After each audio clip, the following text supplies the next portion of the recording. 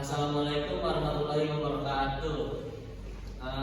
Perkenalkan, kami dari kelompok 6. Nama saya Muhammad Ali Al-Munawan. Nama saya Christopher Galope. Saya Muhammad Cintia. Nama saya Dewi Andriani. Kami dari kelompok 6 ingin mempresentasikan karya tulis ilmiah. Pengertian karya tulis ilmiah, karya tulis yang dibuat untuk memecahkan suatu permasalahan dengan landasan teori metode ilmiah dan contoh metode penulisan karya ilmiah. Nah, di sini ada karya tulis ilmiah, ada kutipan, daftar pustaka, catatan kaki, dan data pustaka. Kutipan, di sini ada dua kutipan langsung dan kutipan tidak langsung. Kutipan langsung, kutipan yang seperti dengan sumber yang dikutipnya. Kalau kutipan tidak langsung, menyadur dari sumber asli dengan menuliskan sendiri menggunakan pemahaman sendiri. Contoh kutipan langsung. Yang pertama di sini ada kurang dari 5 baris. Contohnya semiotik berasal dari bahasa Yunani, semio berarti penafsir, namun dalam bahasa Yunani kata sem tersebut mempunyai sinonim yakni sema dan semion dan seterusnya. Selanjutnya ada lebih dari 5 baris.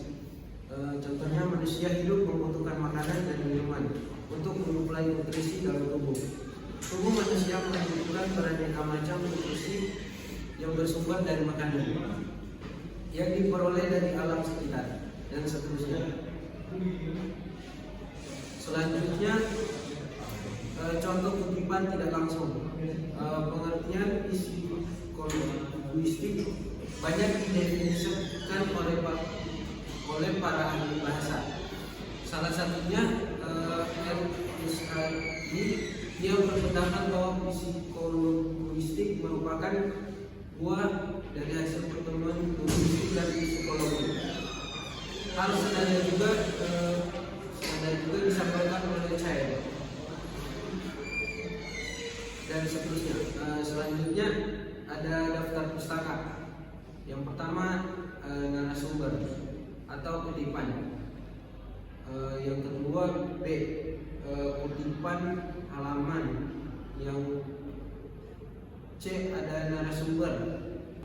Catatan kaki yaitu keterangan tambahan pada kutipan atau informasi penting dalam karya tulis yang ditempatkan pada bagian bawah halaman karya tulis yang bersangkutan. Catatan kaki yang juga sering disebut dengan footnote. Cara menulis catatan kaki: 1. Nama narasumber ditulis secara urut. 2. Nama narasumber boleh ditulis lengkap dengan gelar akademiknya. Untuk yang ketiga, judul sumber kutipan dicetak miring tanpa diikuti koma. Yang keempat, nama penerbit dan angka tahun diakit tanda kurung dan diikuti koma.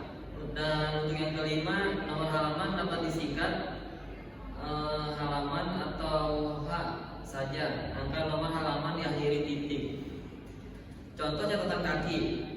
Contoh penulisan catatan kaki: 1. Profesor titik doktor titik manunggaling cipta peran ilmu goib dalam peningkatan ekonomi kreatif buka kurung Jakarta titik 2 Wakanda Press 2010 tutup kurung HLM 15 sampai 15/27 titik. Dan untuk contoh yang kedua yaitu Abdul Manaf gejolak jiwa kaula muda buka kurung Jakarta titik 2 Warta Nusa tutup kurung H titik 45 titik. Jadi catatan kaki IBID, akronim dan ibidum yang berarti tempat yang sama di atasnya. Ada juga opsit atau operasitato.